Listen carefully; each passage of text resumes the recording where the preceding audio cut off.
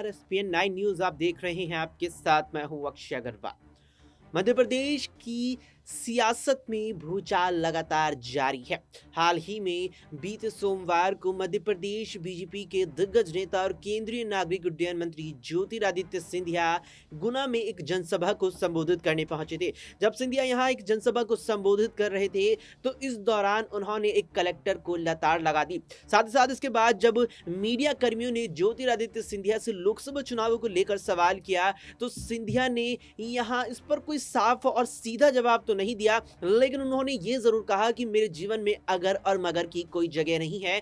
अगर मैं चुनाव लड़ूंगा, मगर मैं चुनाव लड़ूंगा, इस तरह का बयान देते हुए उन्होंने कहीं ना कहीं सवाल और उसके जवाब को टाल दिया। लेकिन यहां पर माना जा रहा है कि ज्योतिरादित्य सिंधिया को भारतीय जनता पार्टी अगर लोकसभा चुनाव में उतारती है, अगर उन्हें लोकसभा का टिकट मिलता है तो उन्हें यहां पर ग्वालियर, गुना या फिर शिवपुरी की लोकसभा क्षेत्र से चुनावी मैदान में उतारा जा सकता है। और मध्य प्रदेश में ये 3 वे लोकसभा सीटें हैं जो संभावित मानी जा रही है ज्योतिरादित्य सिंधिया के लिए।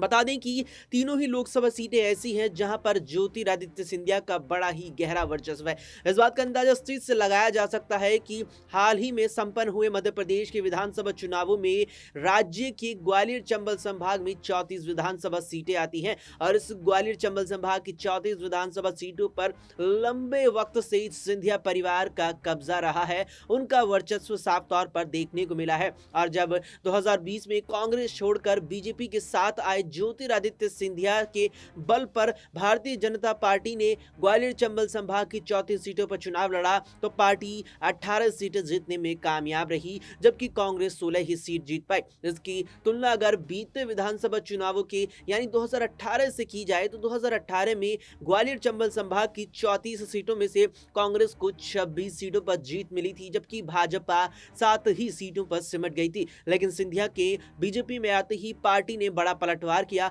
और इन चुनावों में कांग्रेस को ग्वालियर चंबल संभाग की 10 सीटों का नुकसान हुआ तो बीजेपी को 11 सीटों का फायदा हुआ।